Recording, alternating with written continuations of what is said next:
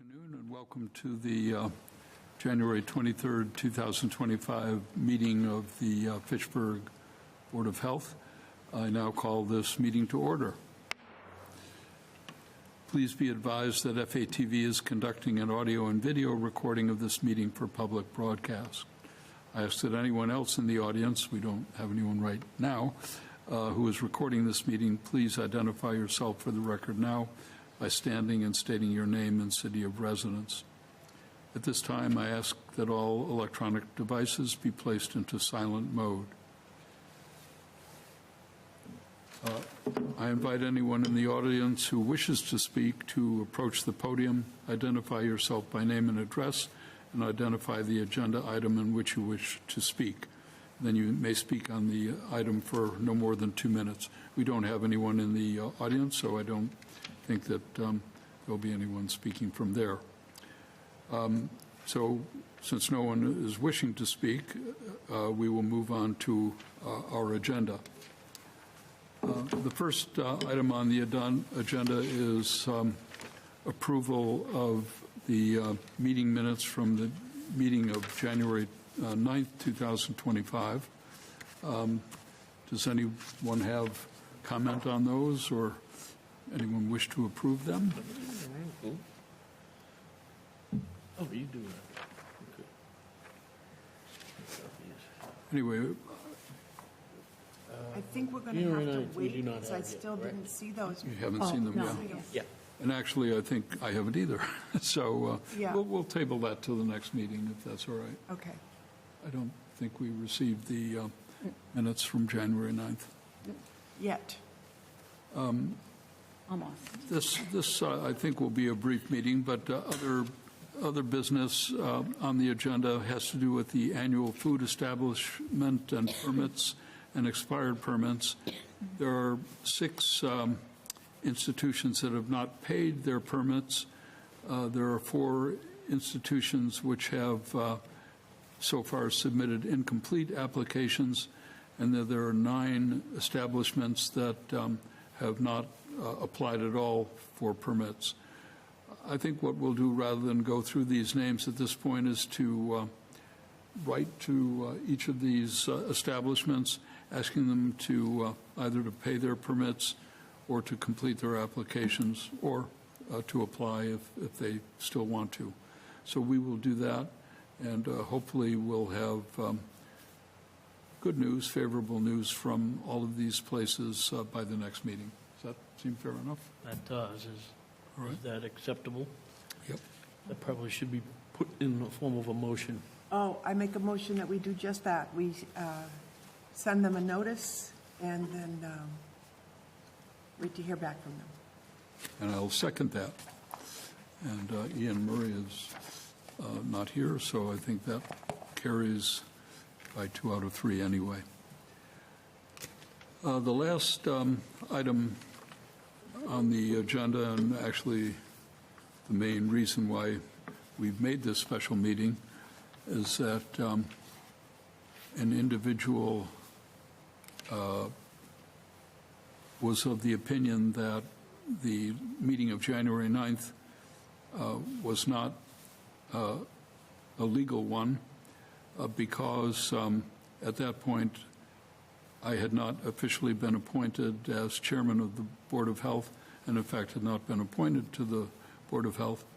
And Ian Murray, another member of the Board of Health, also had not been reappointed to the Board of Health. It was thus argued that we didn't have a quorum at the meeting, and so any of the business that was passed at that January 9th meeting should not have been passed because there was not a quorum at the Board of Health to be able to do so. And in fact, 2 of the 3 members were, it was argued, not even members.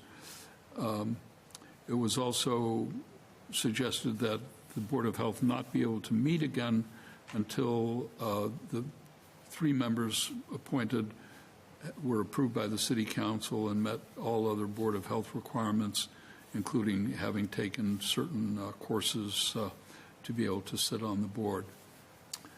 In response, Director Curry has written a response.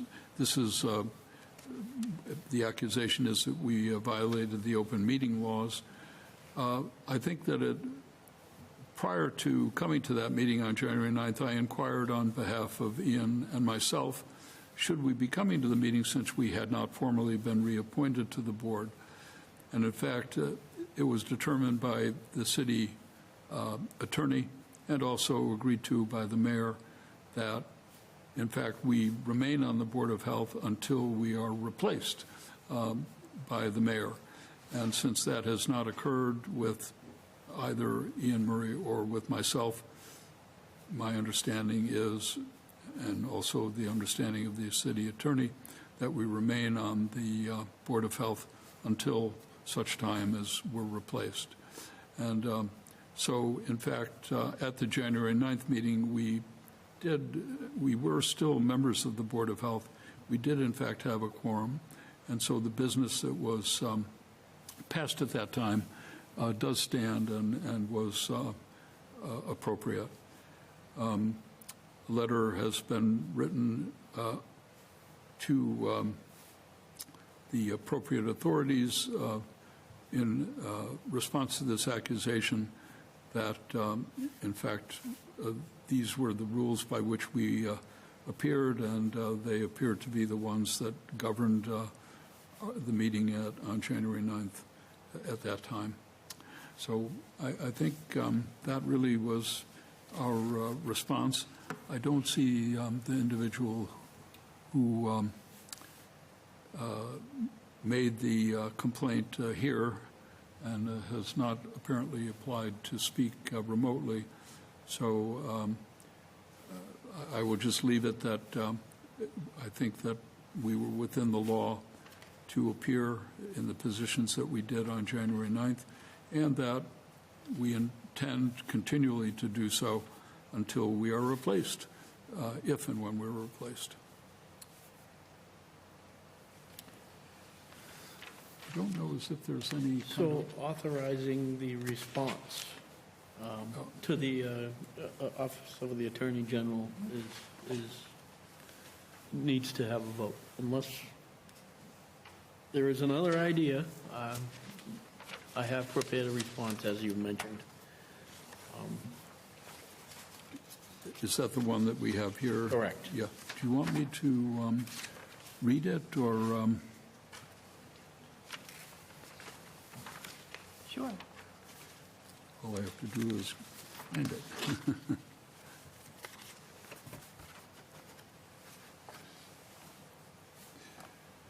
I can go through this if you like. Do you want to look at this one, John? I've got it, yeah. I think this was Mr. Curry's Board of Health response to the allegations. The allegation, again, is that Dr. John Bagdasarian did convene and hold a meeting without a quorum of the Board of Health present. His term had expired, so he did not count toward the quorum, and only one other member was present. By city charter, this is a three-member board, and with only one member currently appointed, a quorum cannot exist. Therefore, this meeting violated the open meeting law. Our response was that I acknowledged that my appointment expired on January 1st, 2025. A day before that, the scheduled meeting of the Board of Health on January 9th, I explained my concerns to Mr. Curry that I was not certain that I should conduct a meeting or participate in a meeting since my appointment had expired. Mr. Curry informed me that he would remind Mayor Squiglia and that my and another member's appointment had expired on January 1st. Mr. Curry indicated to me that he had had a similar issue with another Board of Health member in the past, and that the response he returned that he had received from Attorney Sabara of the Massachusetts Association of Health Boards from December 22nd, 2022, so a couple of years ago, stated that Section 41, Section 2 of the MGL and Attorney General opinion, that generally, unless otherwise provided, an officer continues to hold office until appointment or election and qualification of his successor.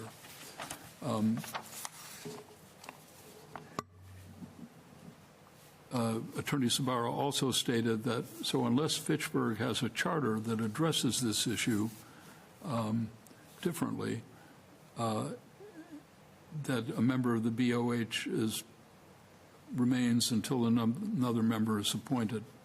And Attorney Sabara stated that she doubted that Fitchburg had a charter that would address this issue differently. Mr. Curry also received an email response from Mayor Squilio regarding the appointments of the 2 expired members. She wrote, "Thank you. Yes, they may continue to serve until new appointment or notification of non-appointment." Mr. Curry forwarded that response or those responses to myself and to Ian Murray. So we decided that it was within the law and reasonable for us to appear at the January 9th, 2025 meeting, which we did. And to date, we have not, neither Ian nor I have received any notification that have been placed off the board or that we're being replaced. And so I think to keep the board functioning, both Mr. Murray and I, along with Mrs. Toussaint, should continue to appear at scheduled meetings until such time that we're replaced and someone else takes over. That's where we stand. So I would make a motion that we send this response to the Attorney General's office, and that, number one, and that, number two, Ian Murray and I have the privilege of attending until such time that we are notified that we are going to be replaced. And I will second that. So I think, again, I think we have a quorum, and I think that passes as well.